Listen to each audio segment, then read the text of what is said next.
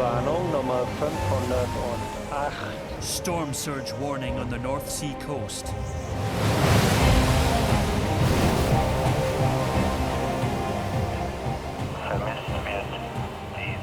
Ships in distress.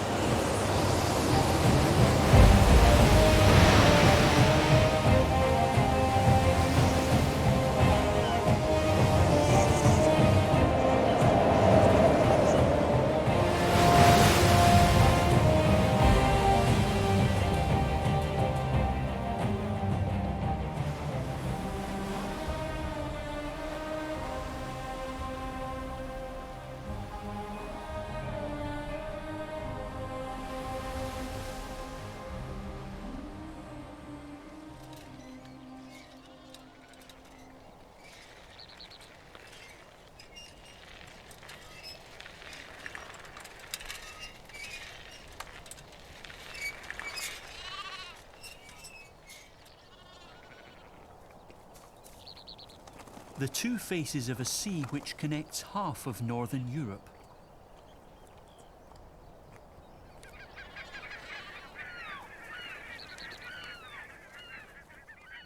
A place of tranquility, but also of turmoil.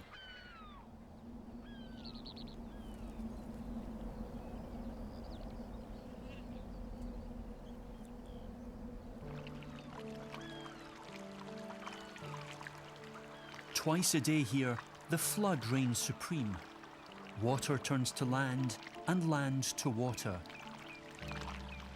The German Wadden Sea.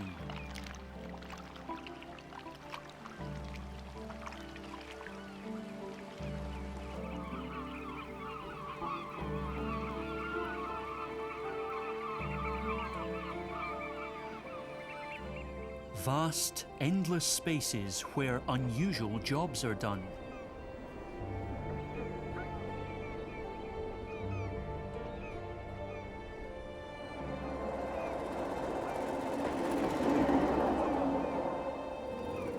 A postman delivers mail to a solitary island.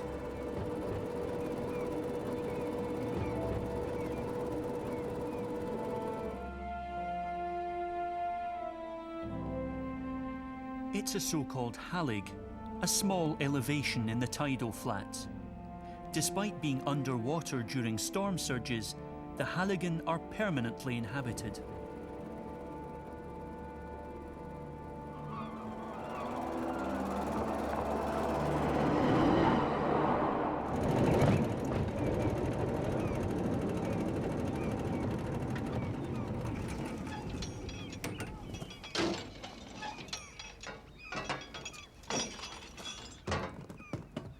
The post arrives punctually at low tide.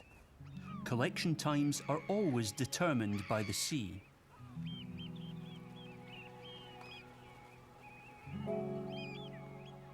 Whoever lives here is in the heart of Europe, yet also in a completely different world.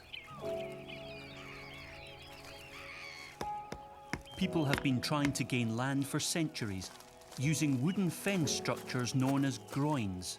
A team effort.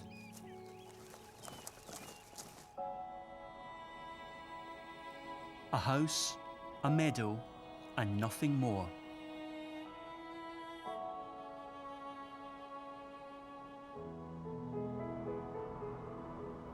There are only 10 Halligen in Germany, the only ones left which the North Sea hasn't swallowed up. In the background lie the open flats, a temporary landscape stretching from Holland to Denmark, the largest tidal flat area in the world.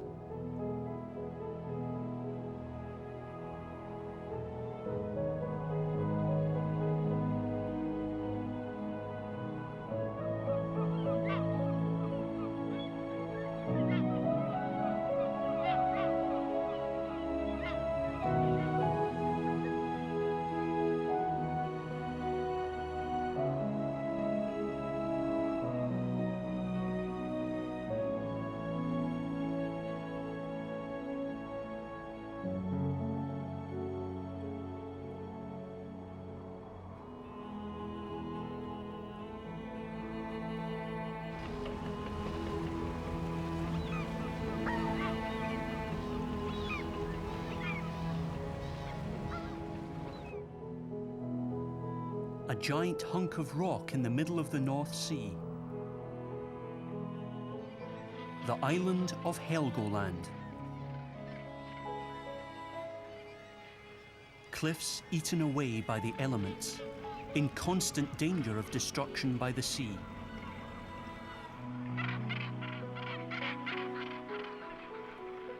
It's a vital habitat for animals in the midst of the endless waters.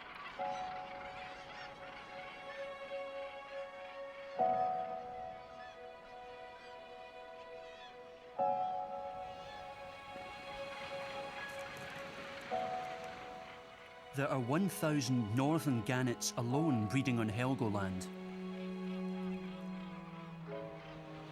These large birds enjoy ideal conditions here, even though space is often limited on the steep cliffs.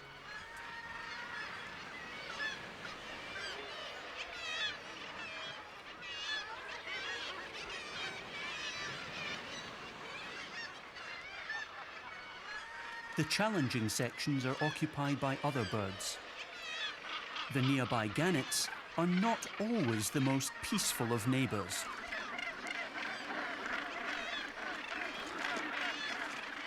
The birds gather whatever they can to build their nests, greenery and flotsam.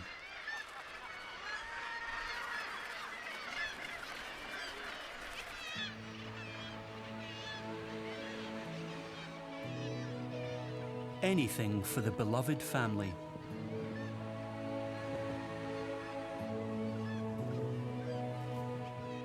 And anyone too lazy to gather for themselves simply steals from the neighbours. You just have to try to avoid being caught.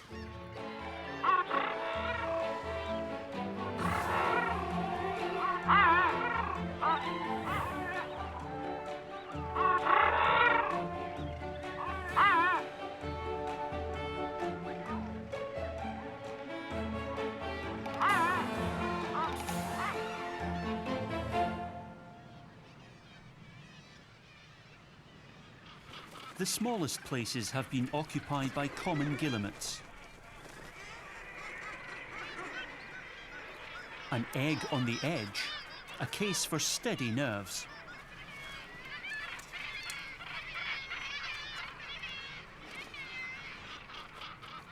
The chick is now big enough for the water, but it can't fly yet. So how to manage the 30 vertical meters downwards? Unfortunately, there's no stairway here. He has to jump. Good luck.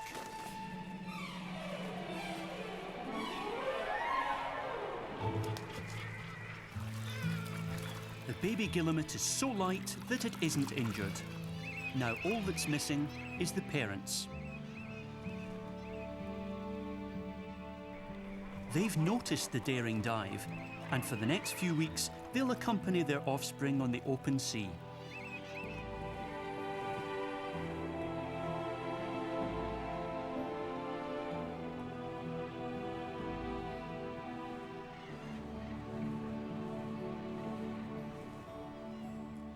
Helgoland's real treasure, however, lies underwater.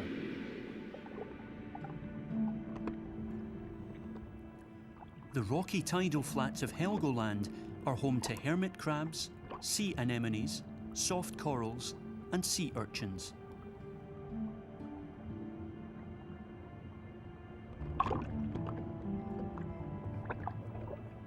The coveted Helgoland lobster, a brown crab, also known as kniper, meaning pincher, with his typical sideways walk.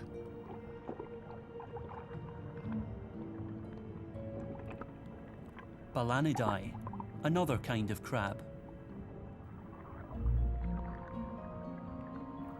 This sea urchin is in the middle of having sex, or what he calls having sex. Sperm and eggs are simply released into the open sea. And here comes a shark, a miniature version at least.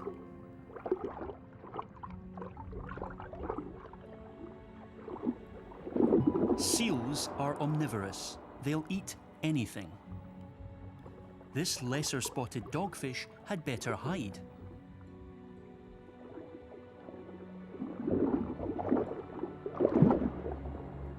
He relies entirely on camouflage.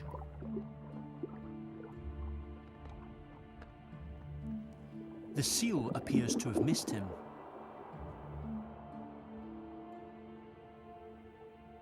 A lucky escape.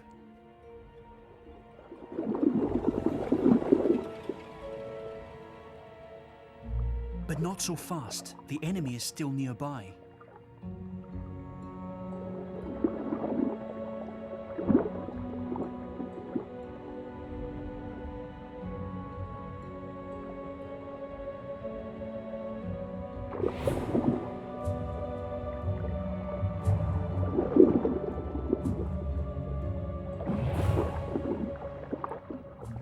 He's saved by his hard, spiky shark skin. Simply inedible.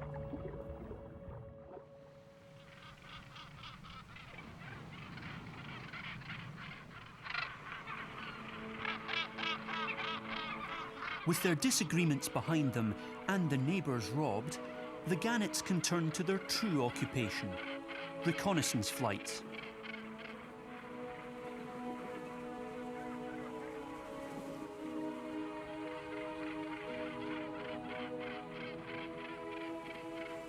From up on high, they search for shoals of fish in the water below, and then nosedive down into the sea.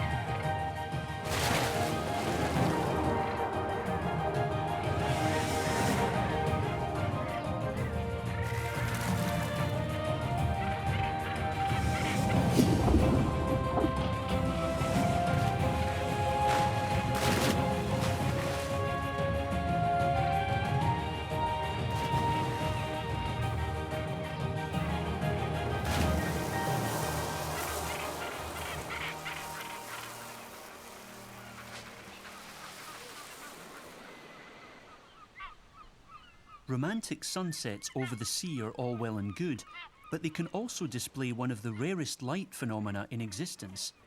Even the ancient Egyptians spoke of it.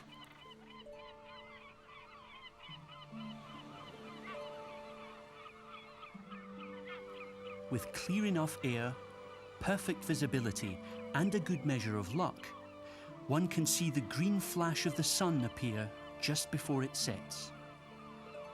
Jules Verne commented, "If there is green in paradise, it cannot be but of this shade."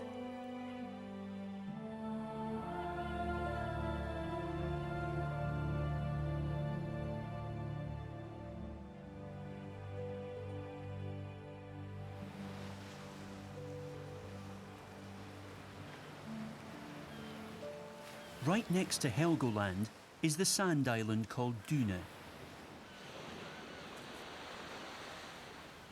Besides the obligatory seabirds, one of the largest predators in Germany lives here. The grey seal.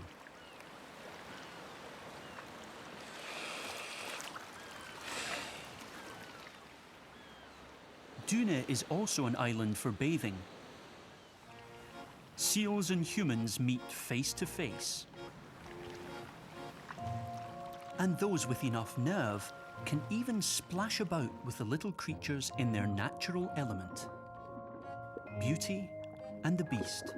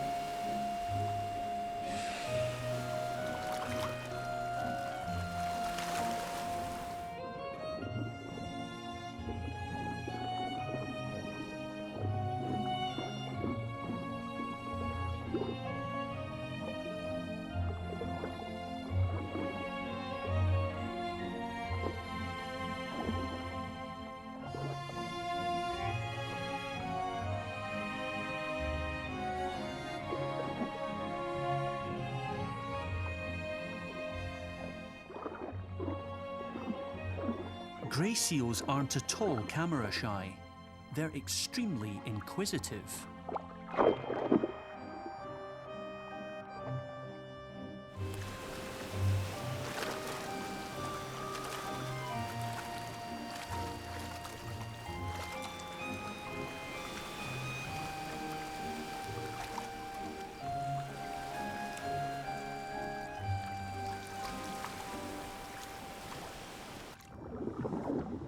Some people even claim that seals chat with each other underwater.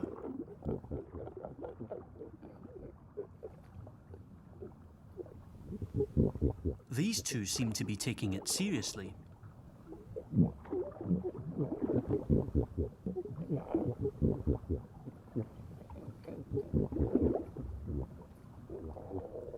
I don't have a clue what they're saying, but somehow they're managing to communicate.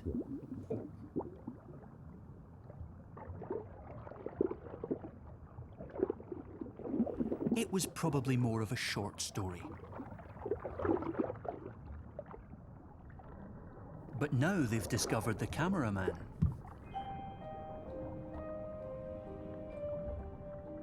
That looks pretty daft, a human in a diving suit. And those flippers are also fake.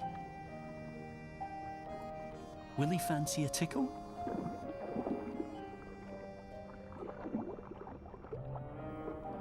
Wild animals really are wild, after all.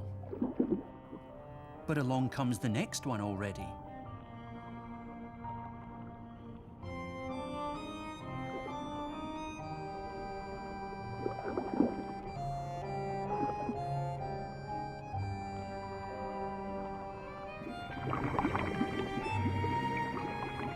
Pretty chilled out predators, these grey seals.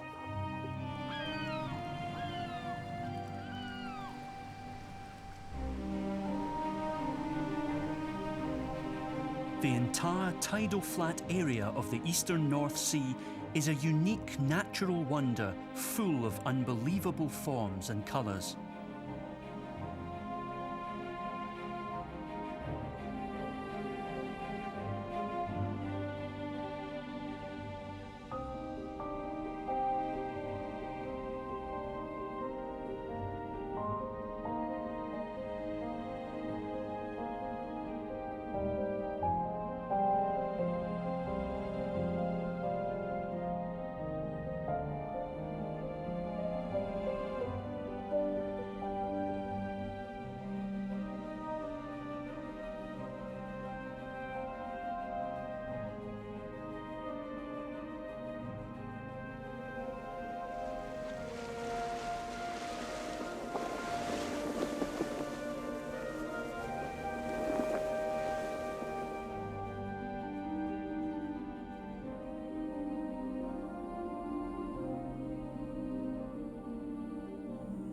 The flats are dry for 6 hours and 12 minutes before the sea comes back in.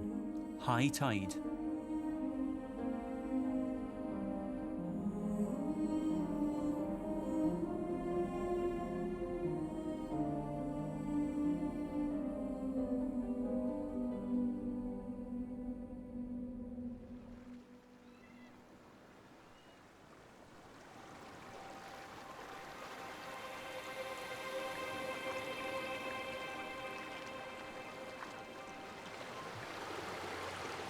It may look grey and bleak, but the surface of the flats is one of the most productive environments on Earth.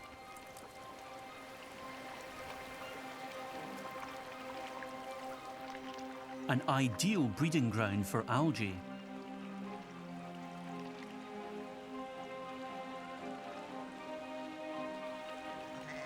It's not the salt marshes which are fertile, but the shallow flats.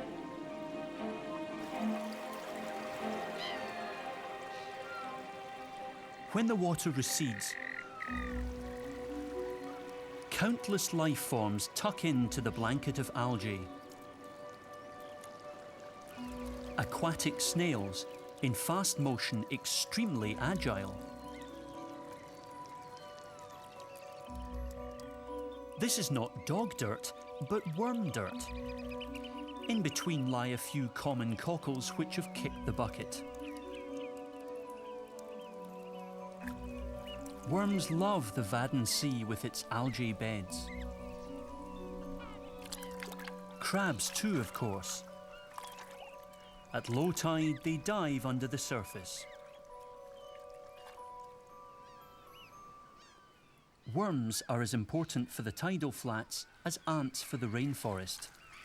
A lugworm shifts 25 kilos of sand per year. It's an absolute paradise for birds here. The oyster catcher can peck away anywhere it wants. It always finds a worm.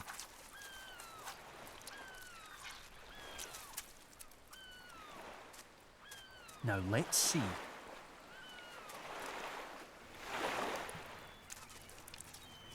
Gotcha.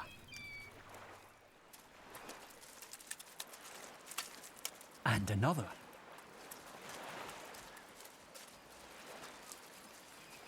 Okay, we get the picture.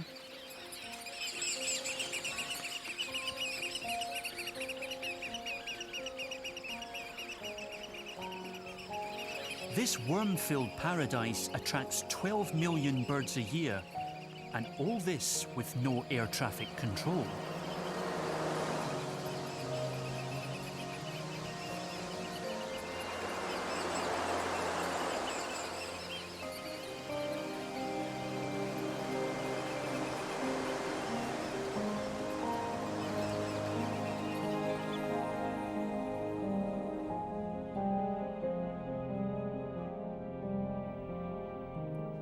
A flight over the picturesque coast of North Frisia.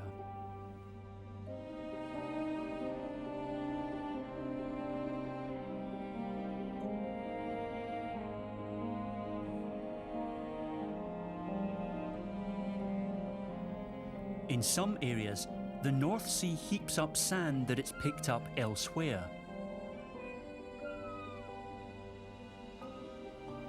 The largest island in North Frisia, Sylt, the perfect holiday destination.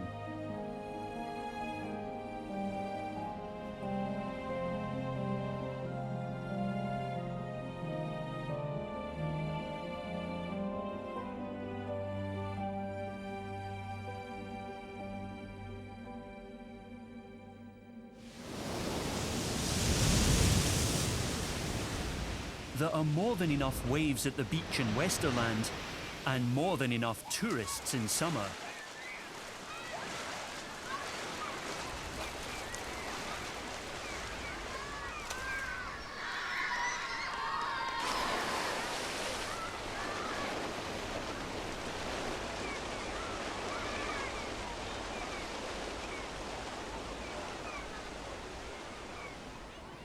The personnel of the German Lifeguard Association aren't only watching the sea.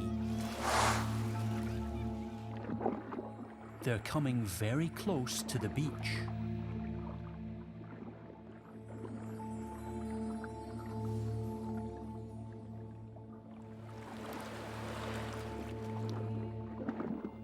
Porpoises, the world's smallest whales.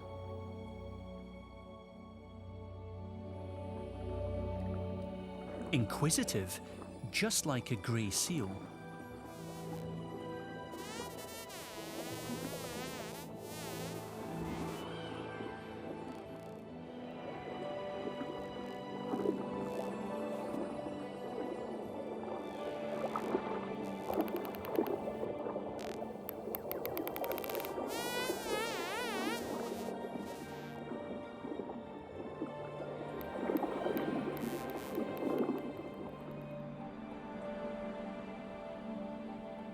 The real high season, however, is in spring and autumn, when the beaches are empty again.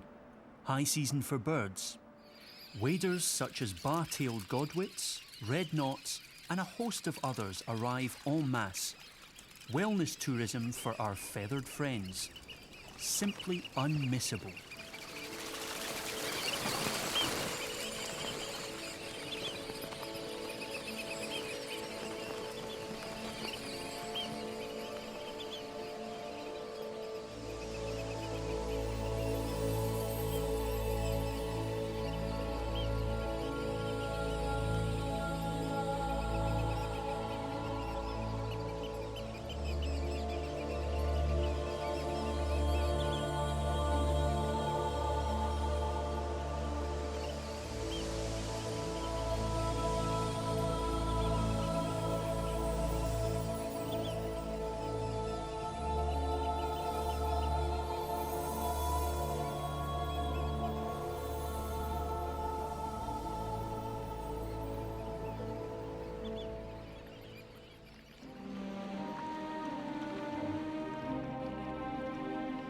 Now we're leaving the German coast to head north.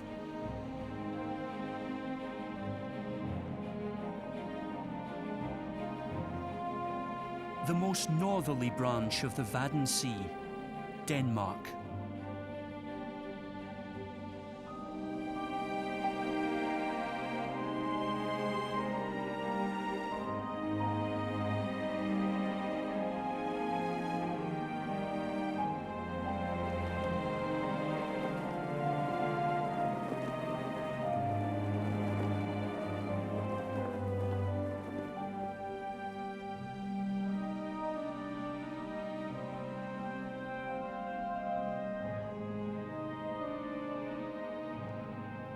Dreamy islets in the endless sea.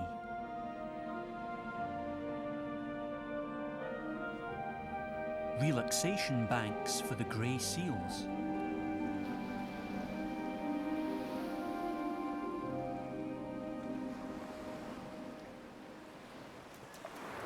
The north is the true home of the grey seal. The cold water doesn't disturb them at all. But such a welcoming sunbed is also not to be sneezed at.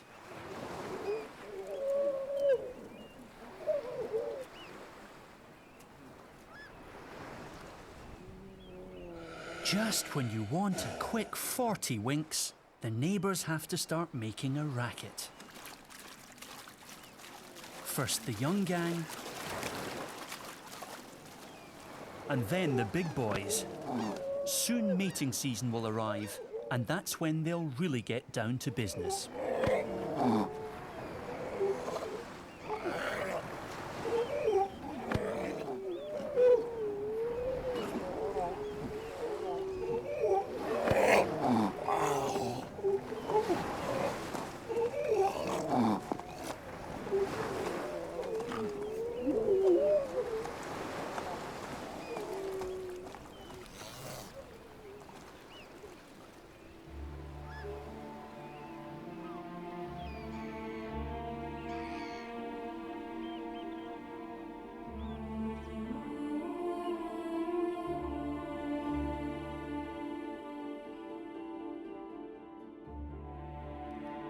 Now we head further into magical Denmark.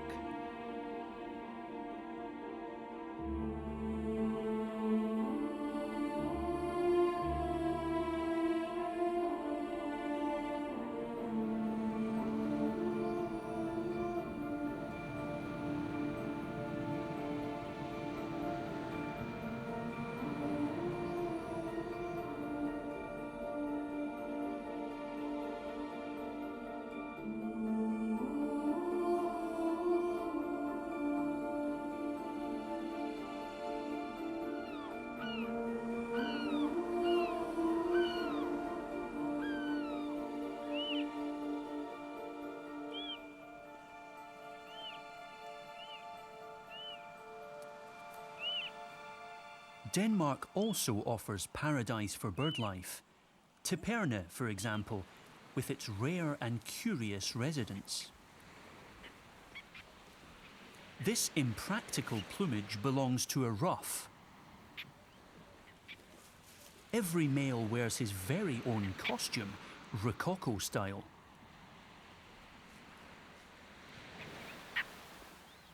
And what does a ruff do in mating season? He plays rough, of course.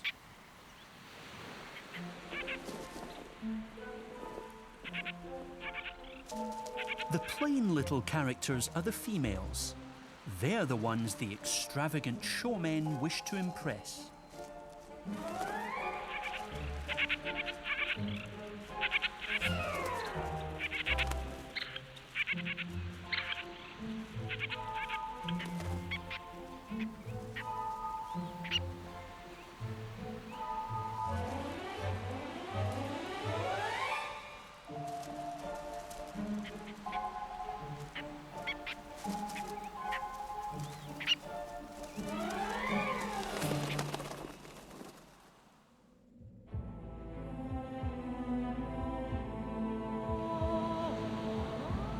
The Jutland Peninsula.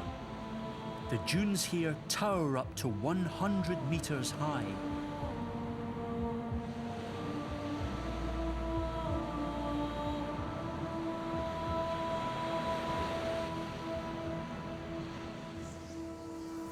In 1910, the sand began to wander towards the lighthouse. A few decades later, it was abandoned. Wind, water and sand ensure constant change on the North Sea.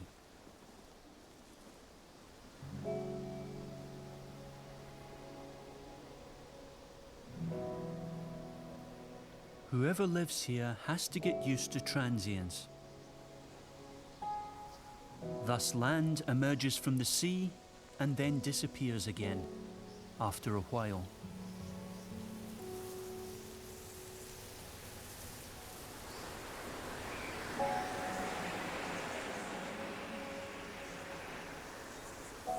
Sometimes it's like the Sahara here.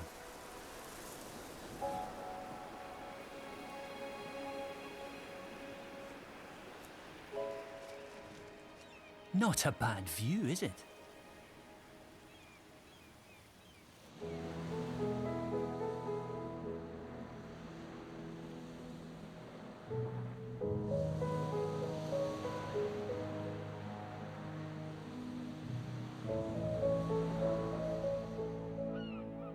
Let's head even further north.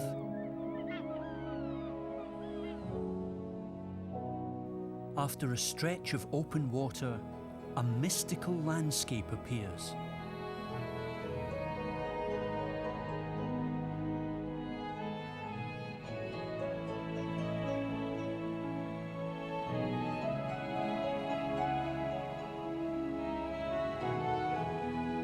Rocks in the sea, the scary coast of Norway.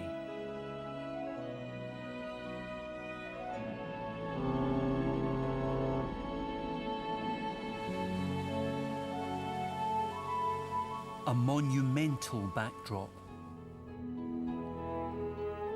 The fjords.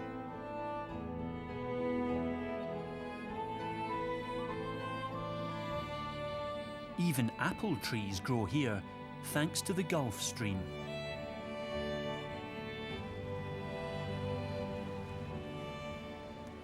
Gigantic glaciers ate their way through the mountains during the Ice Age.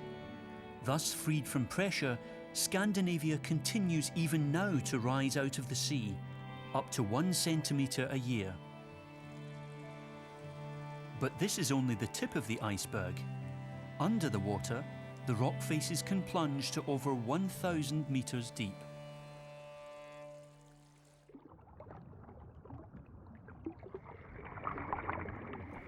Here in the underworld of the fjord, something astonishing is concealed. This is the realm of the cold water corals. Corals don't only occur in the tropics. Welcome to the enchanted garden of the North Sea.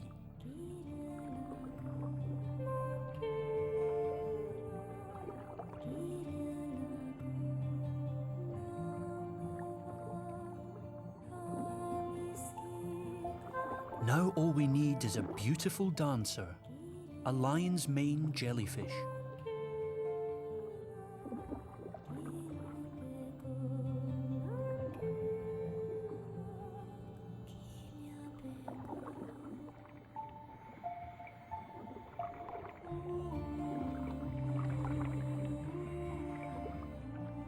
On the cliffs, sea anemones cover every square centimetre.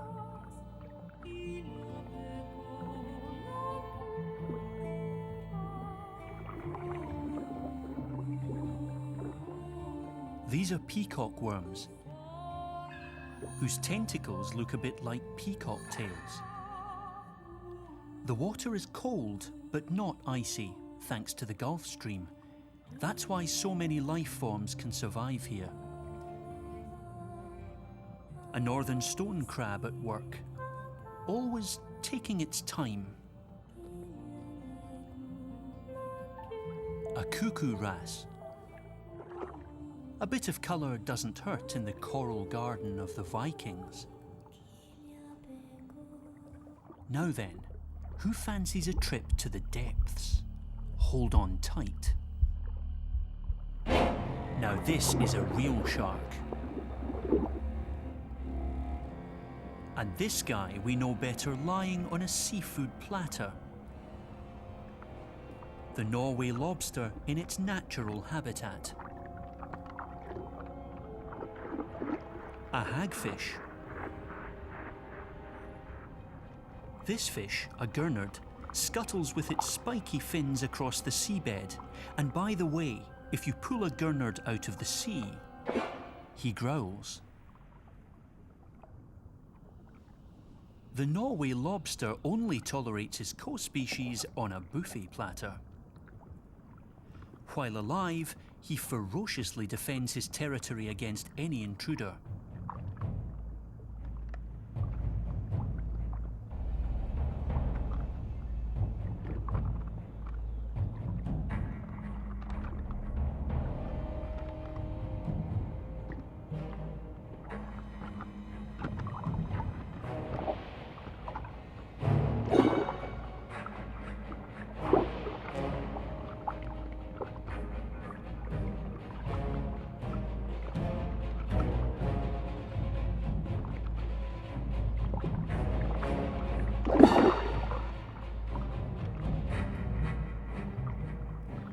Chasing the loser a little always looks impressive.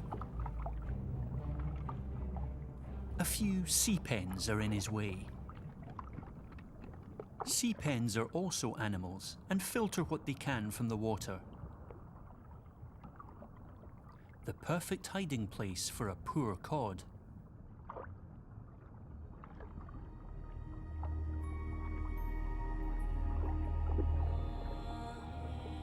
And here's another culinary delicacy.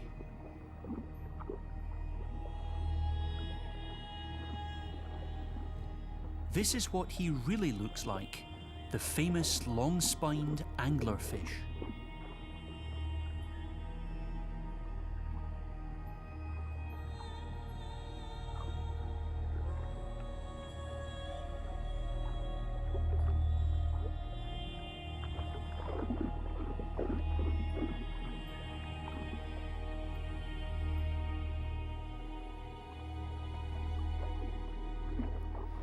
Enough splashing around.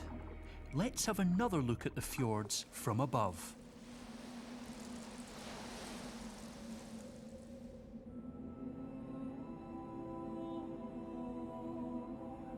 The old glacial trails lead the sea miles inland.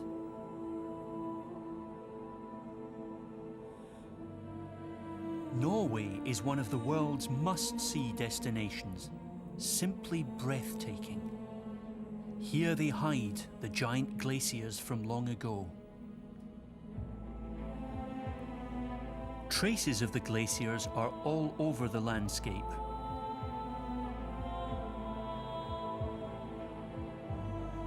A world straight from a fantasy novel.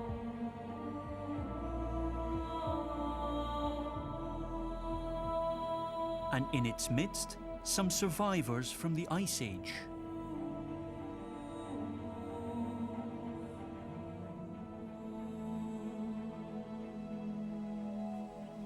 Musk oxen. The scraggy-haired creatures are efficient energy savers. Although two males in mating season can move around rather fiercely. But apart from that, life is basically looking around and munching.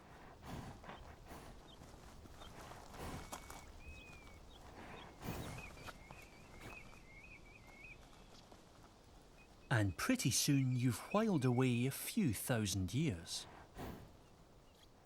Careful with that horn.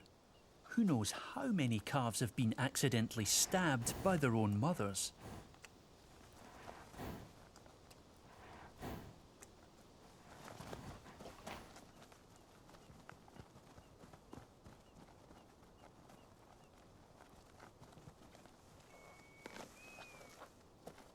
Aren't they cuddly, the little baby musk oxen?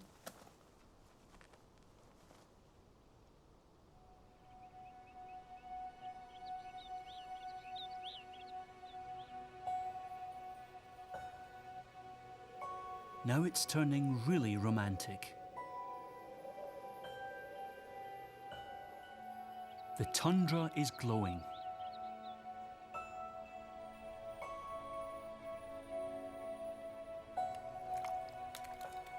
Could that be a Norwegian lemming walking on water like Jesus?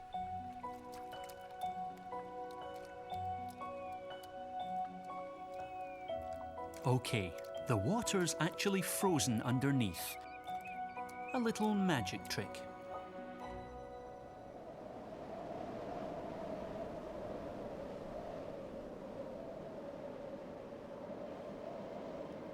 It's not only the weather that's becoming uncomfortable, the mood of the male muskoxen is reaching boiling point.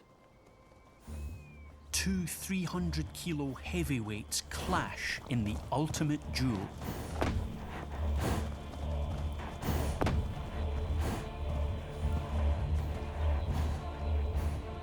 Let's see what the head can withstand.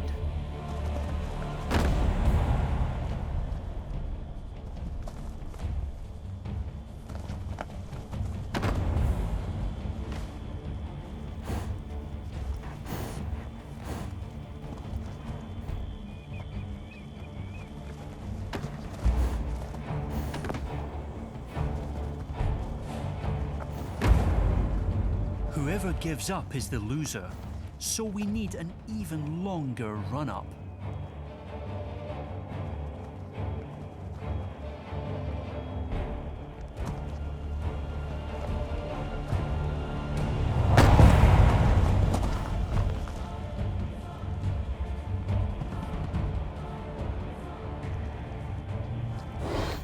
That's about a big enough headache for today.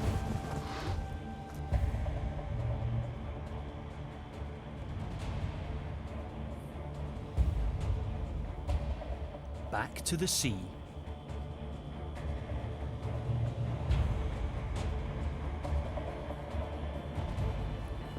A white-tailed eagle, the expert fish catcher at top speed.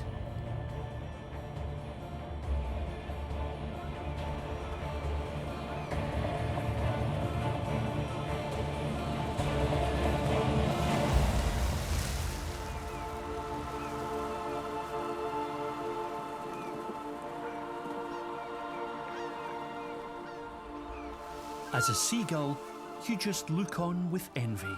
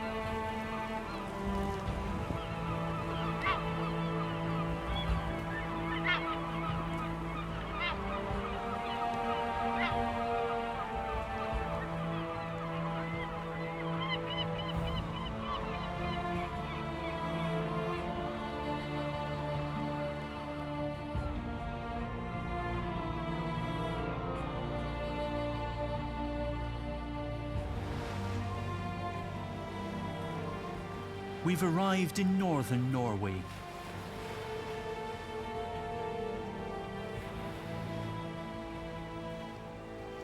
Here the North Sea reaches its edge and runs into the Norwegian Sea.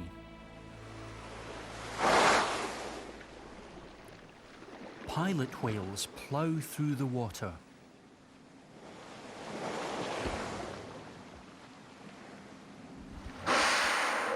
The largest predator in existence.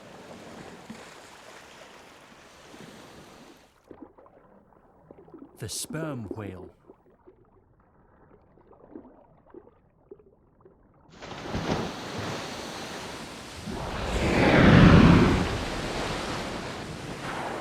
After a few minutes catching some air, he dives down to the depths again to grab some food. Giant squids. 18 metres of whale meets 13 metres of squid.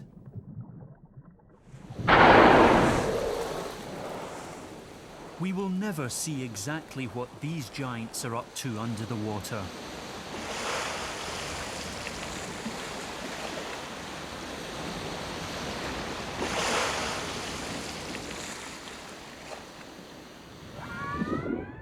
This great predator, however, works at the surface.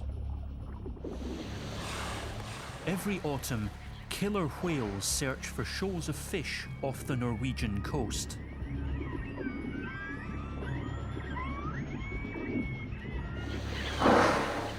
Even in the dark, they can locate the position of objects in the water by the echo of their calls.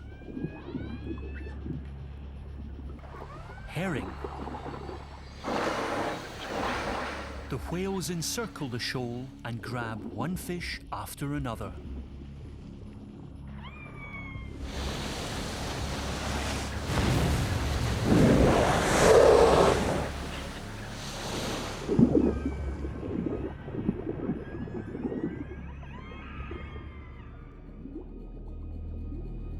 Now it's back to the deep.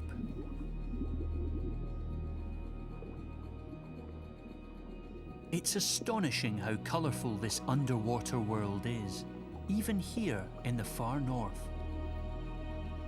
Corals and starfish.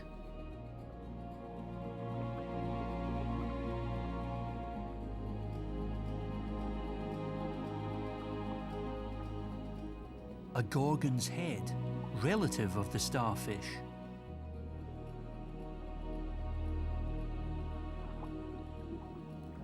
A first-rate hiding place.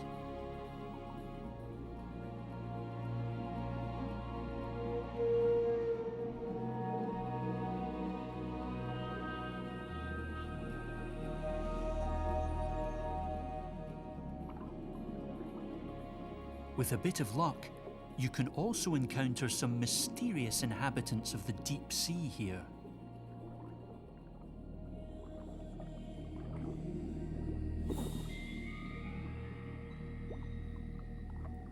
Ghost sharks, also known as ratfish or rabbitfish. These prehistoric creatures occasionally surface to go hunting.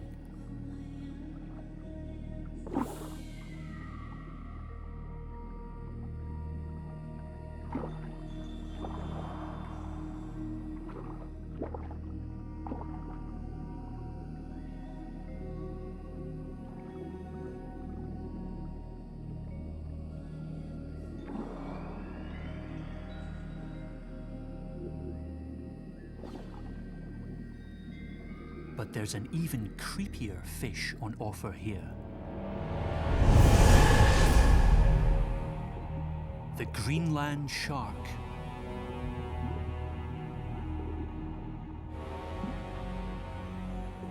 He can reach up to 7 meters long and around 200 years old. Very calmly, he emerges out of the deep. He sensed some prey. He has a parasite in his eyes which makes him blind.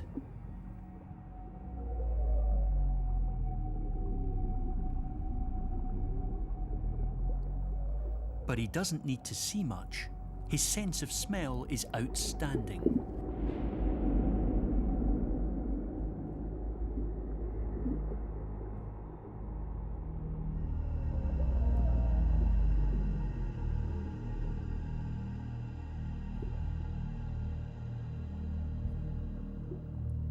Gradually, he gets closer to his goal.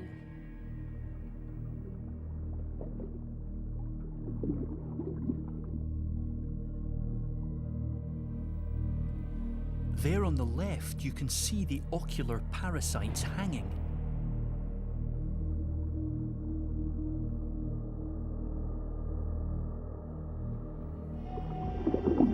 His objective was a dead seal.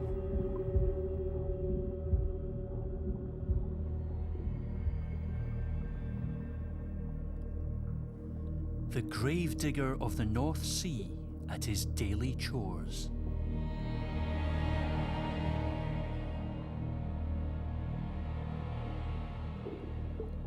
And as stealthily as he arrived, he disappears again down to the deep.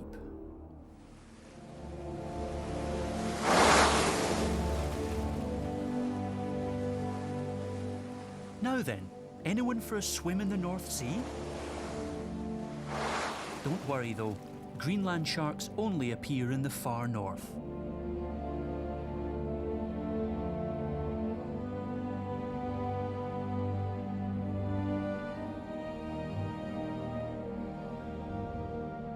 Let's leave this cosy place and head west across the sea.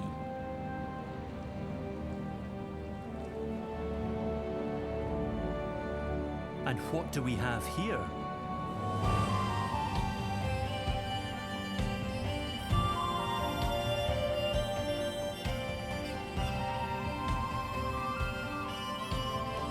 It's the wild, romantic coast of Scotland.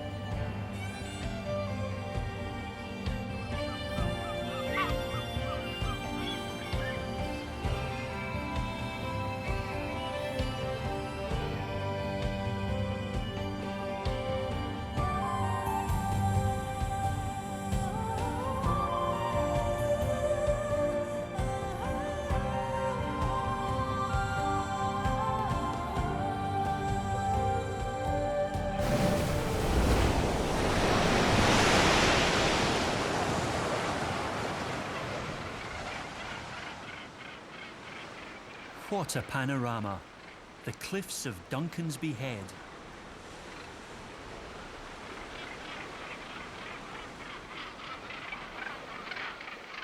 The sheer cliffs of Scotland's coastline are tailor-made for seabirds.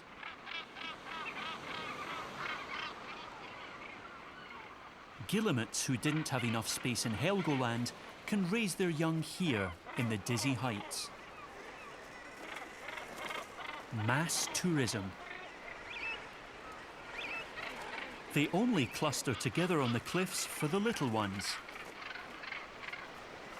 Their true home is the sea.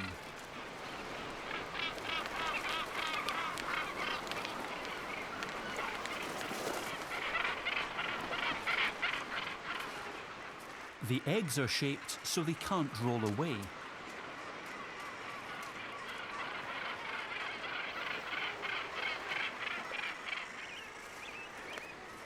The guillemots show their real talents in their natural element.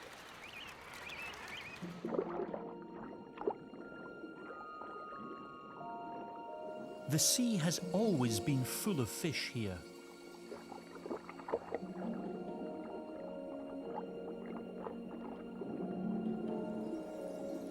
Due to climate change, however, the number of sand eels is dropping.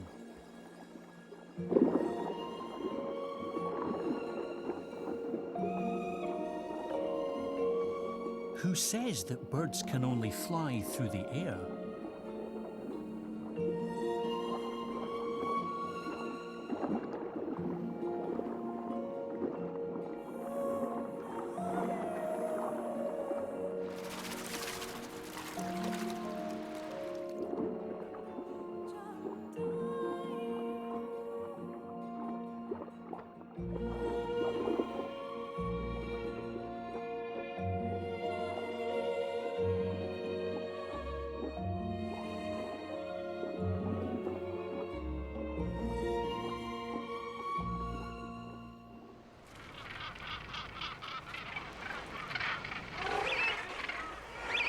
Even small fish are a large task for the chicks.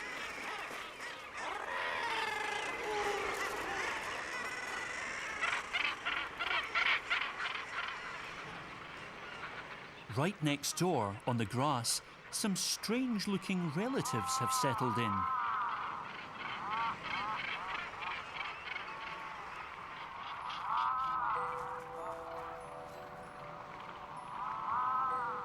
Puffins.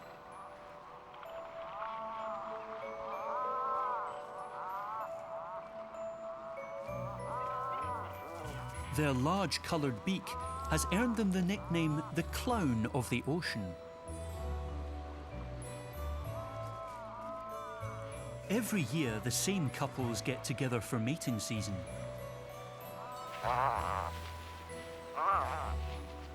Like little hobbits, they've dug out a breeding burrow for themselves.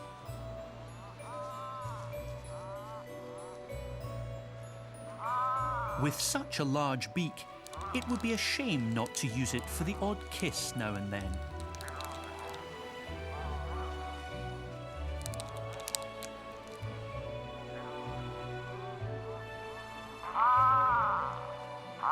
The sea is a plentiful food store for puffins as well, while the partner keeps the egg nice and warm.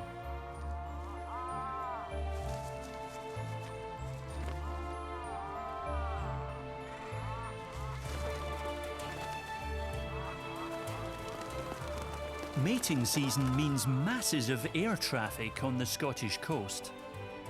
They may not be elegant flyers, but they are ideal underwater hunters.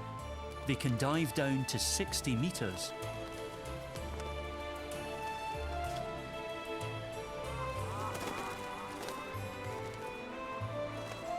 Always a beak full of sand eels. Yummy.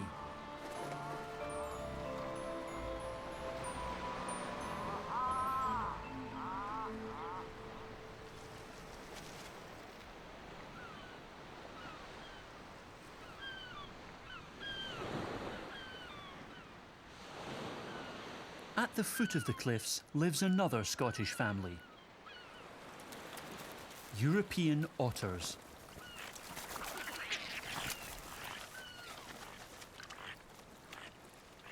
These sociable creatures make themselves comfortable amongst the seaweed.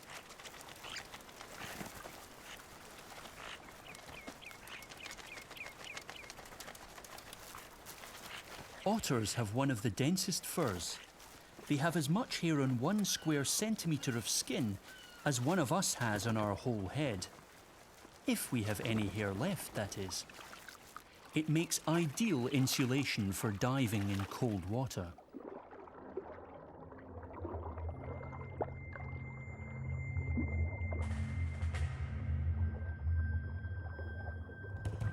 There is also an optimal selection of prey here.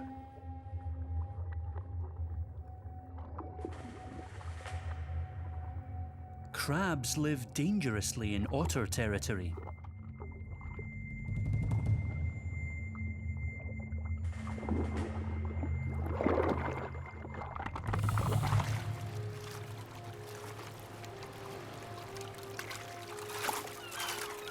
The seafood gourmets already have their crab forks built in. Simply remove lid. It's that easy.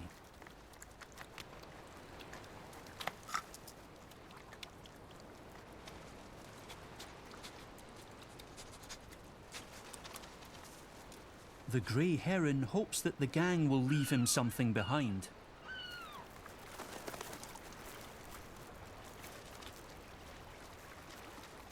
As soon as the crab is done with, you just grab yourself another.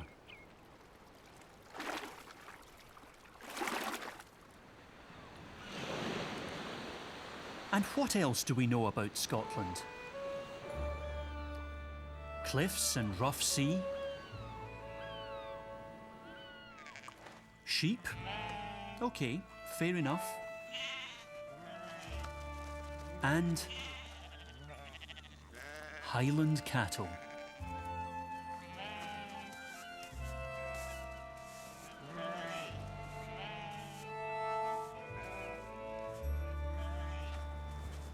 Their proud owner takes special care of their fur.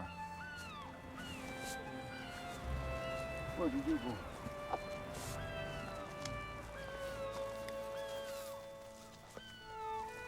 With their shaggy hairstyle, the short-legged characters can be outside here the whole year round.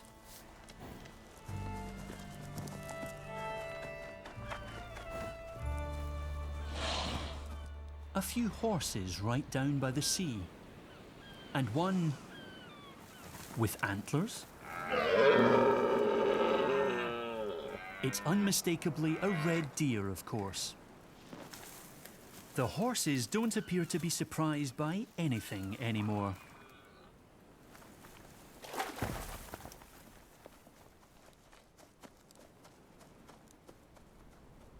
The deer hold their noisy rutting session right here by the water.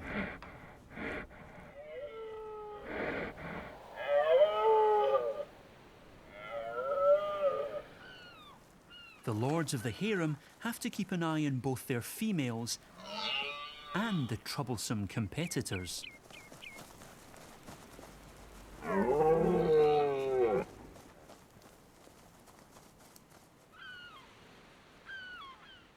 It's a tough life for a deer.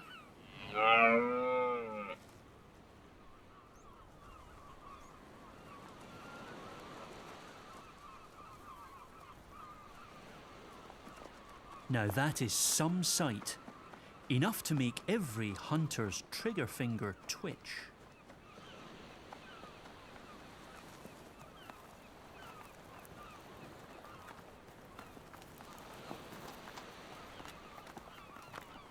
The animals don't even shy away from direct contact with the North Sea. Their reward? A salty seaweed salad.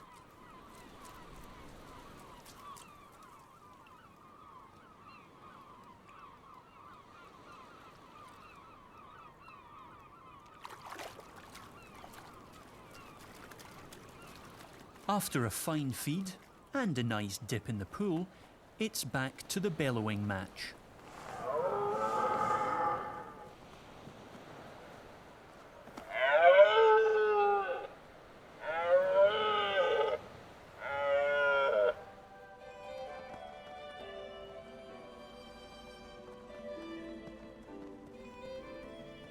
My heart's in the highlands, my heart is not here. My heart's in the highlands, a-chasing the deer, a-chasing the wild deer and following the roe. My heart's in the highlands, wherever I go.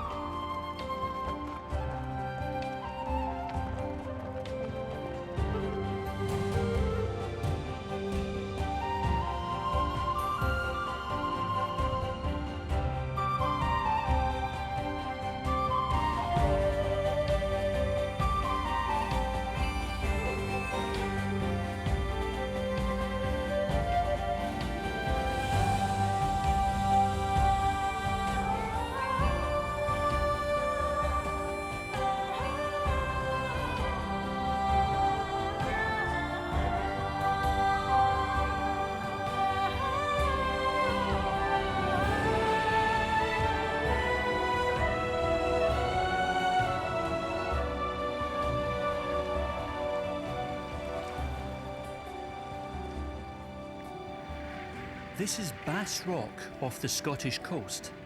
Here we'll be meeting some old friends.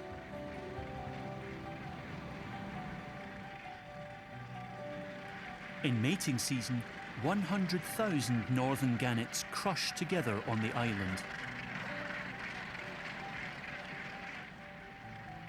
Only 400 metres long and uninhabited, Bass Rock is the origin of the gannet's Latin name, Morus bassanus. The nests lie a neat beak's length apart from one another.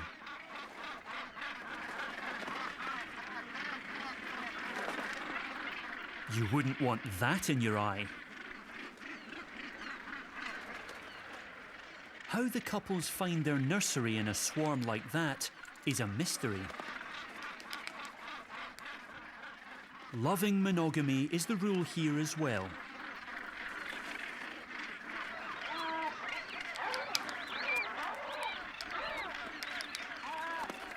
Feeding is not for the faint-hearted.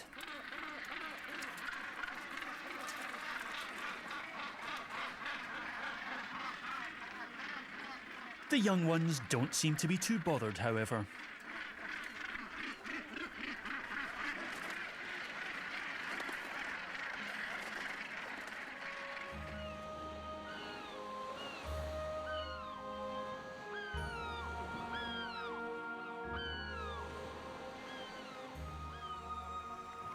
The North Sea tides are set off by the tidal waves of the Great North Atlantic. Each wave hits the Scottish east coast here, travels down to England, and after 12 hours finally reaches the German Bight.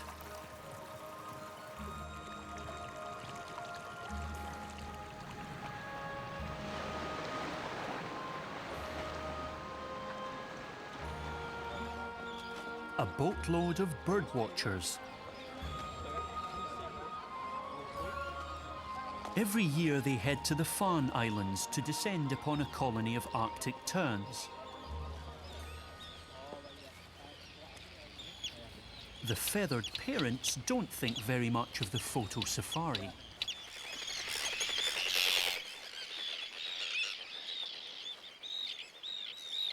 The terns are now working at full capacity to satisfy the whining chicks.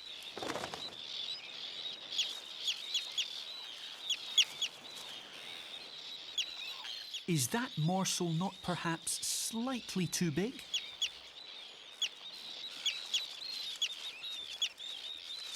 Ah well, never mind.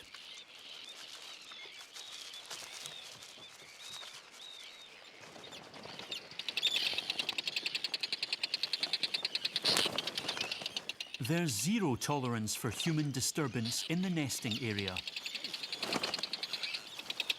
And if you don't want to listen, you'll learn the hard way.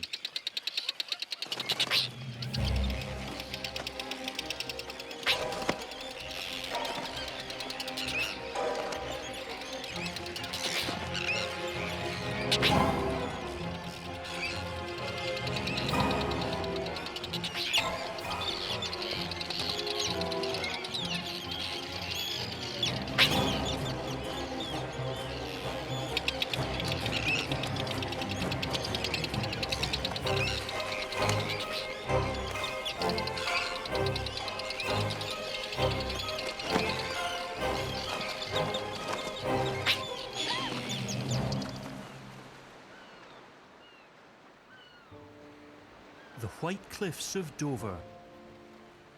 This is the English Channel, which links the North Sea to the Atlantic. There are enough lighthouses for the busy shipping traffic.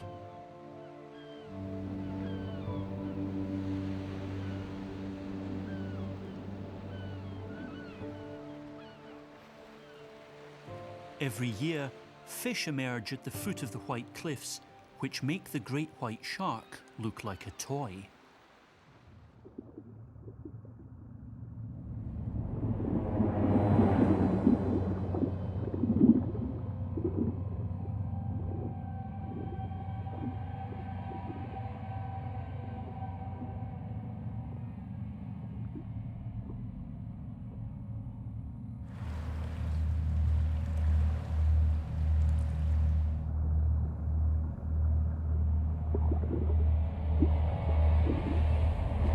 Basking sharks, up to 10 metres long. The second largest fish in the world, next to the whale shark. Luckily, they're plankton eaters. They swim along the surface with their mouths wide open, filtering crabs, fish eggs and so on from the murky channel water.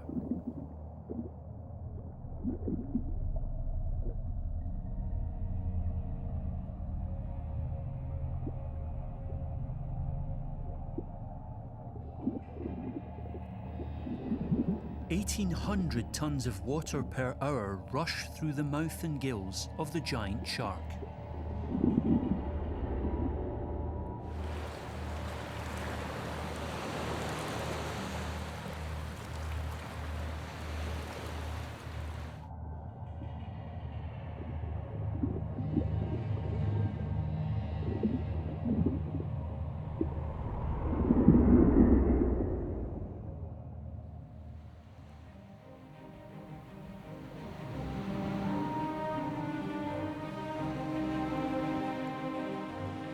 We're on the move again, this time southeast, back to the continent, and to a land barely above sea level.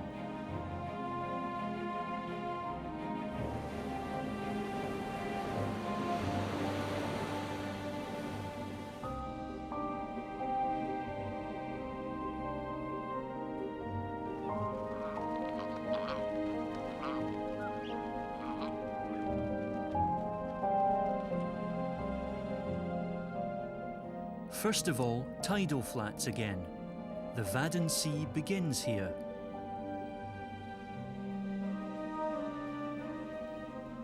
In Holland.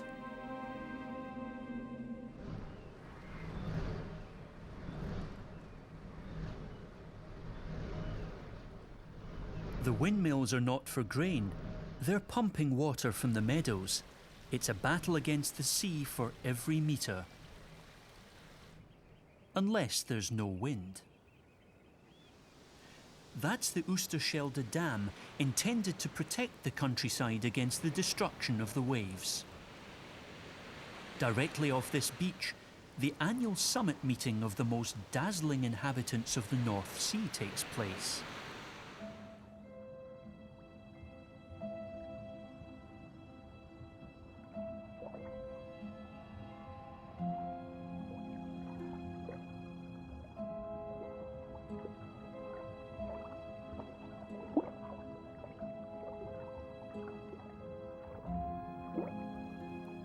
The common cuttlefish, about the size of a small dog. There's the eggs they've discarded, or rather stuck on. Hundreds of the molluscs meet here punctually every year to find their blind date.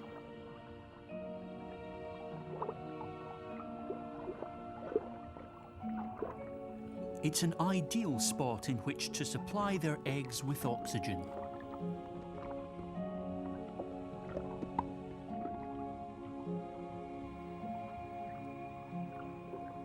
Decked out in fashionable stripes, the romantic hopefuls size each other up in their marine marriage market.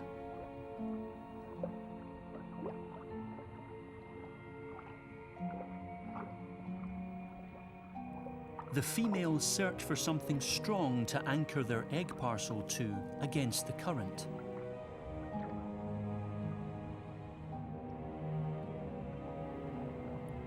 The cephalopods are certainly not in relaxed mood right now.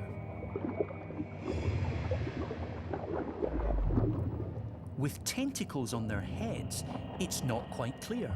Are they wrestling, or do they actually love each other dearly?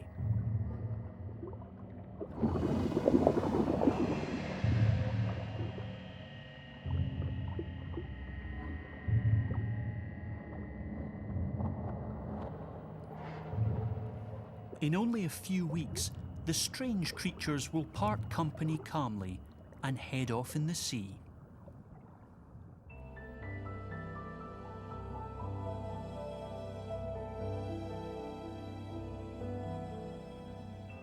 Now we're flying further east, back to Germany, specifically the coast and islands of East Frisia.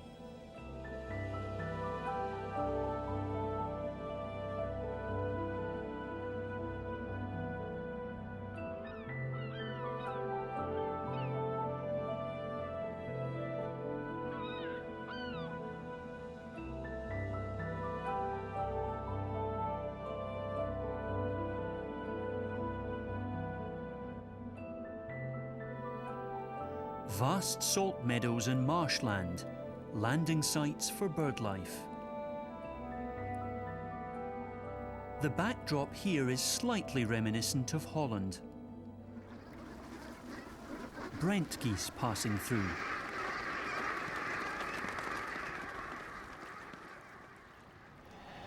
A panorama in classical regional style. Lighthouses, protective dikes, and sheep, of course.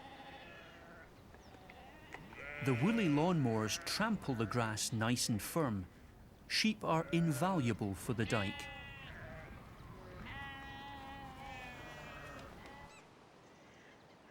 Very nearby, some peculiar birds are breeding.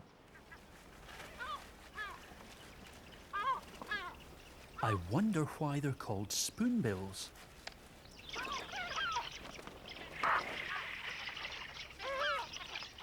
The large-billed birds have only been back in Germany again for a few years. Although they're not very beautiful, they're certainly special. The nest simply lies flat on the damp ground.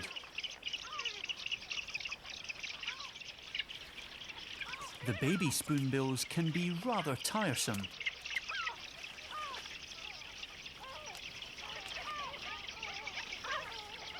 The young ones' beaks are already quite wide, but haven't developed yet into the full spoon form of the adult birds.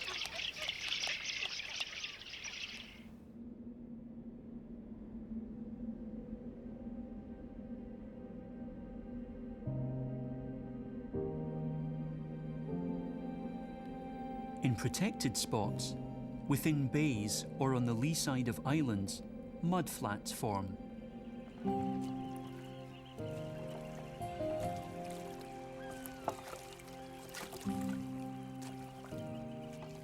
With a special sledge, one can travel through the sludge.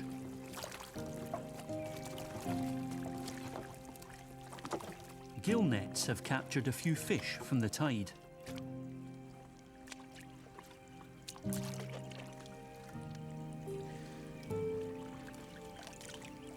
Place.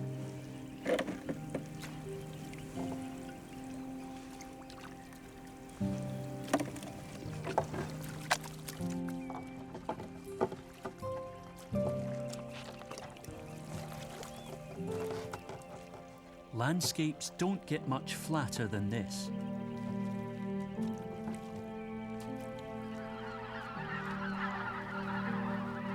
Flocks of migrants setting off. Mass tourism to the warmer south. Nothing new for birds.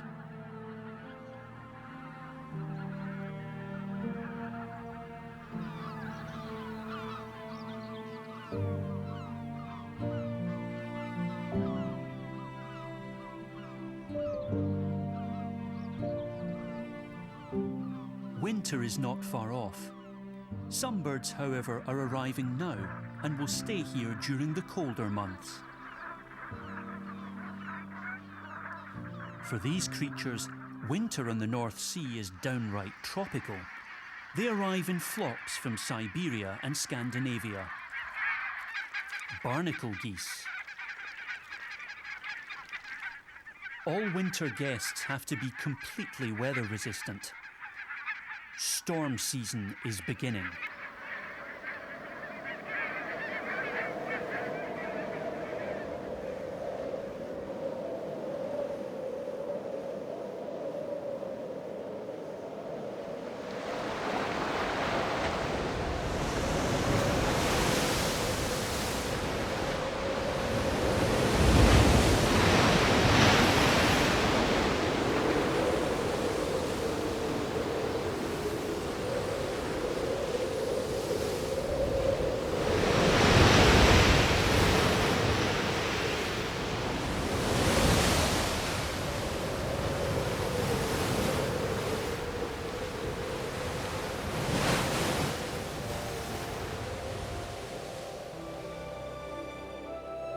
Back to Helgoland and the neighbouring island with its seal colony.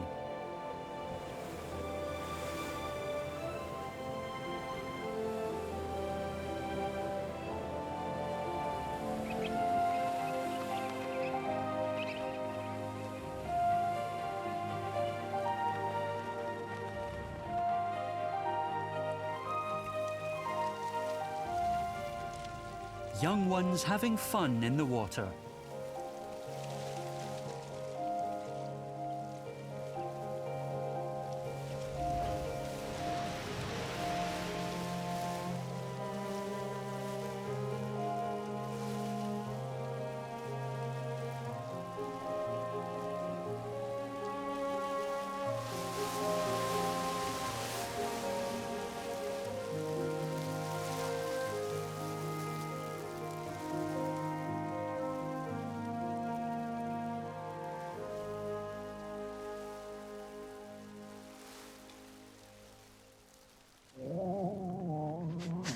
The seals have picked exactly the most unpleasant time of year to have children.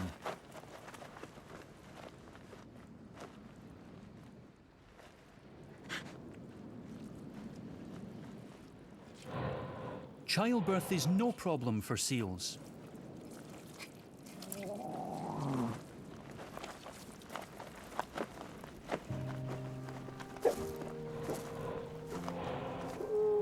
little one, however, has a bad case of hiccups.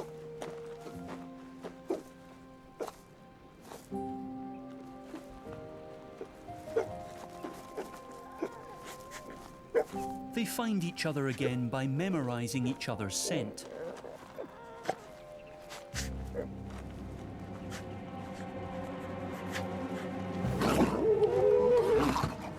The male disturbs right now. Shortly after the birth, mating season will begin again already. First of all, however, the new arrival has to be thoroughly sniffed over.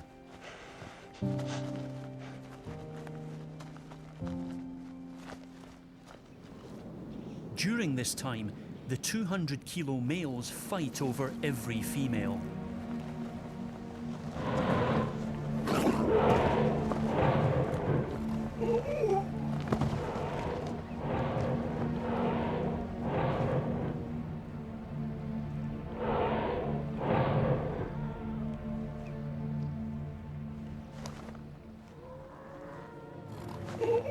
The great predators enter the arena. Things are going to get messy.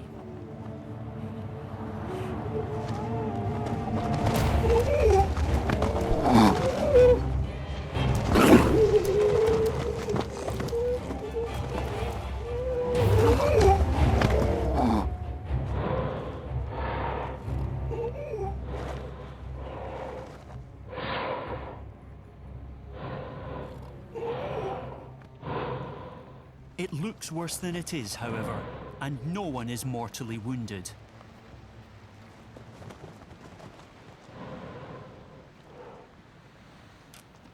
The baby seals are miracles of growth. They arrive at 10 kilos, but after only 3 weeks have reached a chubby 50 kilos in weight. The secret seal formula? Milk with 50% fat. The mother only returns from fishing once or twice daily to attend to her pups. He mostly just lies around and grows. There we have it, the natural world of the North Sea.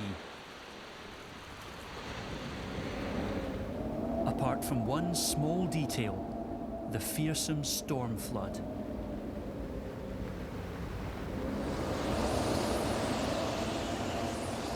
When a cyclone from the Atlantic catapults the tide against the coast. When the North Sea clutches at the land.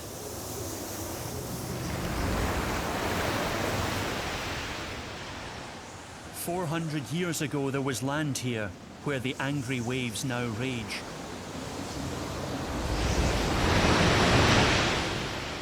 It was engulfed forever, along with 10,000 people in the floods.